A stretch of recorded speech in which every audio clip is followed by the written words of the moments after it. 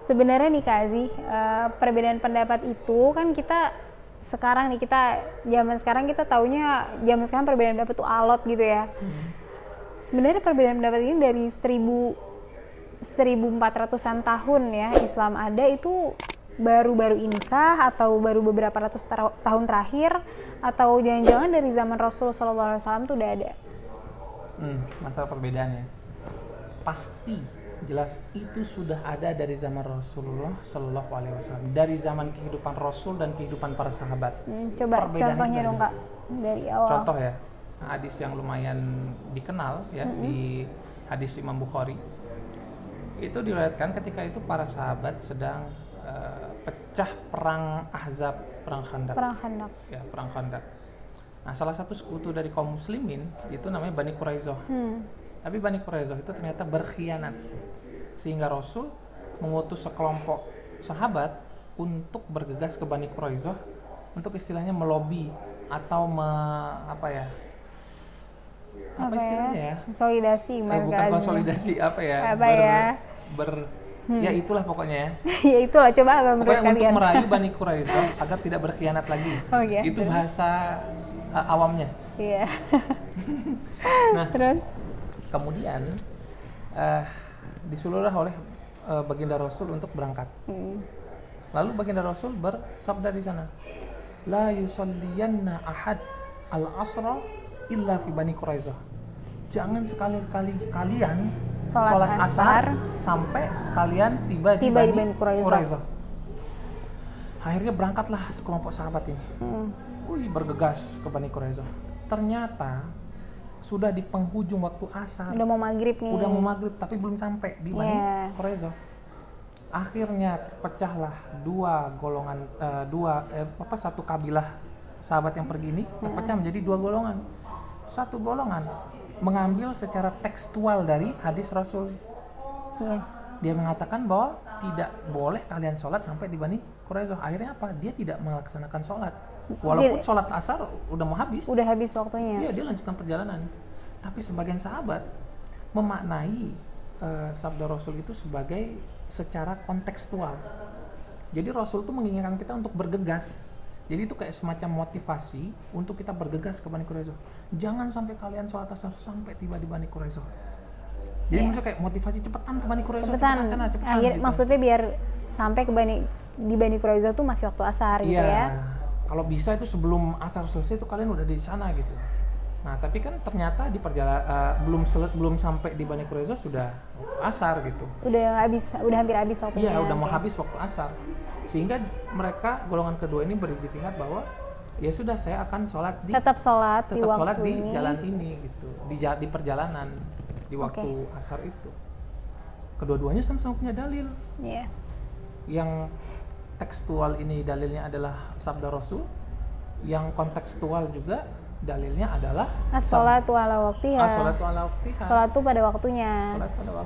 Kemudian ditahu oleh baginda Rasul Shallallahu Alaihi Wasallam, didengar tentang perbedaan pendapat itu. Iya, perbedaan pendapat itu didengar oleh Rasul. Rasul tidak menyalahkan kedua-duanya. Jadi dua-duanya sama-sama benar ya, meskipun satu sholatnya setelah asarnya selesai. Yang satu istilahnya, kalau yang satu tuh dikodok asarnya. Dikodok asarnya pada salat maghrib. Ya udah di jalan. Jadi ini sebenarnya beda banget ya pendapatnya ya. Bayangin coba. Beda itu. Sampai sebegitunya, tapi Rasul nggak nyalahin dua-duanya. Karena ada dalilnya. Karena ada dalilnya. Ya, itu tadi dalilnya adalah dilalah zonnia. Pokoknya kalau zonnia itu nggak apa-apa. Karena masih multitafsir, ucapan Rasul yang tadi itu masih multitafsir. Gitu. Contoh lain dong nggak sih? Contoh lain kalau mungkin di zaman sahabat setelah Rasul SAW wafat. Di zaman sahabat setelah Rasul wafat. Masalah pengumpulan Al-Quran. Itu perdebatan sengit antar para sahabat. Ada sahabat yang mengatakan ini adalah perbuatan bid'ah, tidak boleh, Rasul tidak pernah memerintahkan kita untuk mengumpulkan Al-Quran. Ada sahabat yang mengatakan ini untuk kemaslahatan.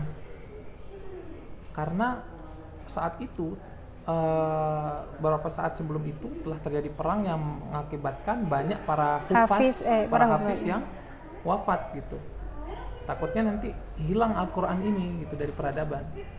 Nah, di zaman Khalifah Utsman radhiyallahu taala anhum, disitulah tempatnya diputuskan untuk dikumpulkan menjadi satu mushaf, dan yang kumpulan-kumpulan yang lain yang berbeda dari itu dimusnahkan, dibakar.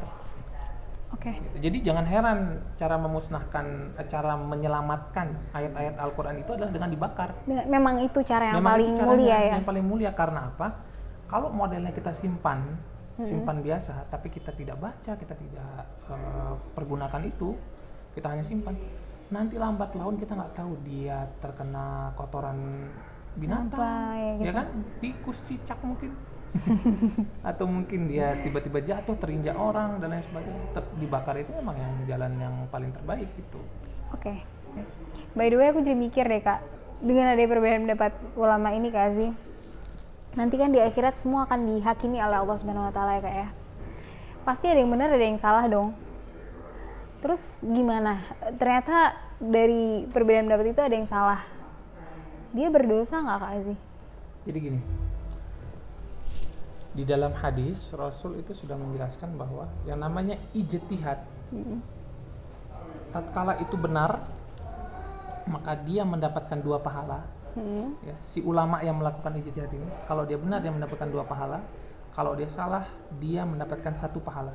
1 pahala. Dengan bukan syarat, dosa dong. dengan syarat ijtihadnya dilakukan secara benar. Proses ijtihadnya itu dilakukan secara benar. Artinya nggak pakai nafsu gitu ya Kak ya? Ya, tidak ada dorongan nafsu, tidak ada dorongan kepentingan dan lain sebagainya. Benar-benar dia murni menggunakan kaedah untuk berijtihad, ya, sampai akhirnya menghasilkan sebuah produksi hukum. Nah, kalau misalkan ternyata itu pun salah, ya sudah, dia dapat 1. Dapat 1 pahala, tidak dapat dosa. Bahkan Imam Syafi'i kan di dalam ucapannya itu, ra'yi shawabun yahtamilul khata' wa ra'yu khata' yahtamilus shawab. Pendapatku itu benar menurutku, tapi mungkin saja salah. Pendapat kalian itu salah menurutku, tapi mungkin saja benar. Nah, itu bahasanya Imam Syafi'i, artinya sekelas Imam Syafi'i saja tidak mengatakan bahwa kami yang paling benar, kami adalah representasi Islam, Anda yang mazhab lain itu salah, bukan representasi Islam. Nah, itu karena mereka punya proses ijtihadnya masing-masing. Iya. Ya. Gitu. Oke, baik. Kita lanjut ke pertanyaan selanjutnya Kak Aziz. Kita setelah udah tahu ya latar belakang perbedaan pendapat itu apa, terus habis itu kita harus tahu, kita udah tahu juga bahwa kita nyikapin perbedaan pendapat itu harus slow loh, karena lihat aja nih dari zaman, nggak perlu ngegas. Iya, nggak perlu ngegas. Mesin aja, boy. Karena kalau aku perhatiin perbedaan pendapat dari zaman Rasul SAW, dari zaman para sahabat, para tabiin, ya, itu aku ngelihatnya kok kayak lebih serius dibandingkan perbedaan pendapat yang ada di zaman sekarang, yang sifatnya mungkin lebih ke isu-isu kontemporer, masalah ijtihad politik, perbedaan ijtihad politik gitu kan. Oke, nah kita udah tahu nih sikap kita sekarang. Kalau misalnya ada perbedaan pendapat kayak gitu, kita sebagai orang awam gimana cara milihnya Kak Aziz? Bisa nggak kita milih sesuai kondisi kita, menurut akal pikiran kita, atau kita balik lagi ke guru lagi? Pertama, kalau kita benar-benar awam ya memang dengan guru ya, dengan guru. Yang kedua, setelah kita berkonsultasi dengan guru, kita belajar di guru, kita tahu mendalam apa alasannya, apa dalilnya, kita coba telaah. Nah, kita silahkan memilih ya, di antara sekian pendapat itu mana yang membuat hati kita tenang. Dan kita menghargai pendapat yang berbeda dengan kita. Iya, sesimpel itu. Dan ya udah, kita berdoa kepada Allah semoga apa yang kita lakukan ini, semoga pilihan yang kita ambil ini bukan berdasarkan nafsu, bukan berdasarkan kepentingan, tapi ya memang karena kita ingin memilih pilihan yang terbaik gitu. Ya. Dan apapun itu juga pilihan gue juga akan dipertanggungjawabkan di hari akhir nanti ya Kak ya. Oke, kalau gitu udah cukup jelas nih tentang perbedaan pendapat, mulai dari latar belakangnya, gimana sikap kita, gimana cara memilih pendapat dari berbagai perbedaan pendapat tersebut. Semoga ini jelas buat kita semua, semoga bermanfaat buat kita, buat teman-teman ya. Sekian dulu dari kita.